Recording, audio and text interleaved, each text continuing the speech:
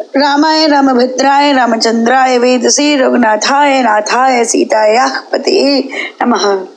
Ayodhya Kand, chapter number 60. Sumantra consoles Mother Kaushalya.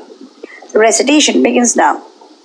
Like one possessed of an evil spirit, Kaushalya sat on the bare ground, trembling all over, faint and pale as one whose life breaths were escaping.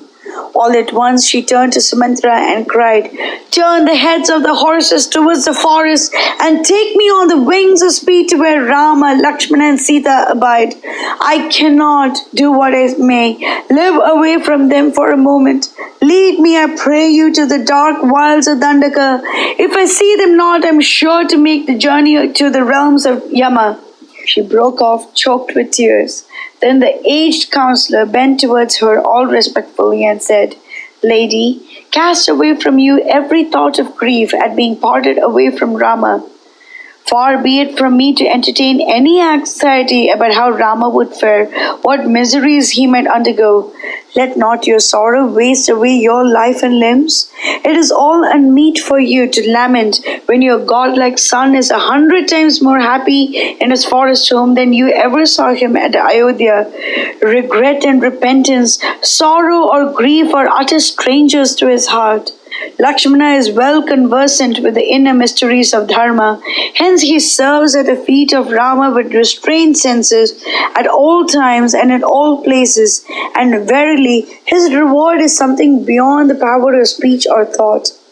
It is but a dreary forest where Sita dwells, devoid of all human habitation. Yet she abides there as happily and fearlessly as in her palace at Ayodhya. Her thoughts, words, and actions, why, her very life itself, are centered only in Rama. The rough forest life causes her no shade of anxiety. Anyone would swear that the forest was her only home and that she was born and made to live in it. She roams as fearlessly among the haunts of cruel and fierce beasts as she used to do in Ayodhya in the pleasant gardens thereabouts. Her whole self is centered in her lord and husband. Her face, fair as the moon in her full, is never darkened by any cloud of care or sorrow. Her heart is ever absorbed in Rama, her life breaths rooted deep in Rama.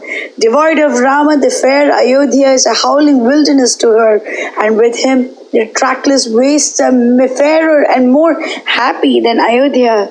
On their way, she ever and anon stops to inquire of Rama and Lakshmana about the hamlets, villages, towns, trees, rivers, and their currents.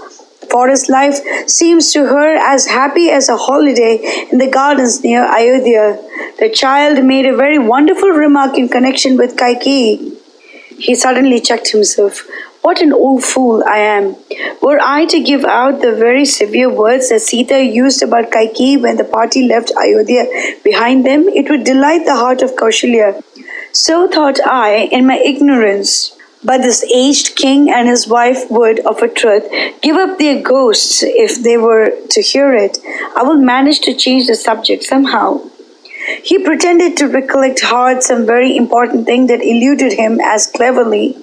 It is a very curious remark. Stay, let me compel my treacherous memory to restore it. Oh, what a pity! This cursed old age has taken advantage of the sight of your grief to rob my memory clean of it. He changed the subject and discoursed of such things as would soothe and console Kaushalya. Believe me when I say that Sita's beauty and radiance is but heightened by her long walks, by her free exposure to wind and weather, and by the sight of the wild beasts and birds in the forest.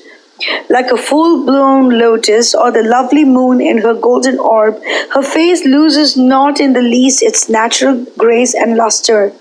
And then the sweet honeyed speech of hers, her shapely feet that erstwhile were adorned with the juice of red alakta are none the worse for it. They are of a lovelier shade of color, even like the red lotus buds, from constant trudging over the hill and dale.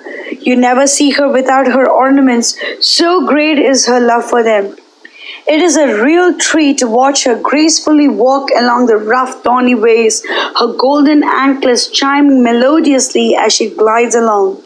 She grasps her hand in that of Rama and never shows the least fear at the sight of a lion or a tiger or an elephant.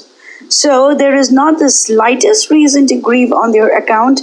The story of how Rama carried out the behests of his sire will live among men as long as the sun, the moon, the stars course on their paths.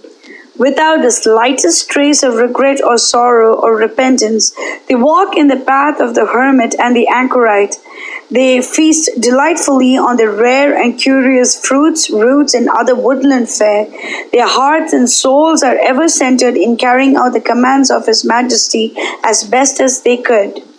Sumantra, with his wisdom and experience of ages, tried his best to console Kaushalya and change the sorrowful current of her thoughts. But she would not be comforted and ceased not her cry, "Ha, Rama, darling of my heart! Ha, the flower of the line of Raghu!" Mangalam Kaushalendraya Mahaniya Gunaptiye Chakravarti Dhanurjaya Sarvabhaumaya Mangalam.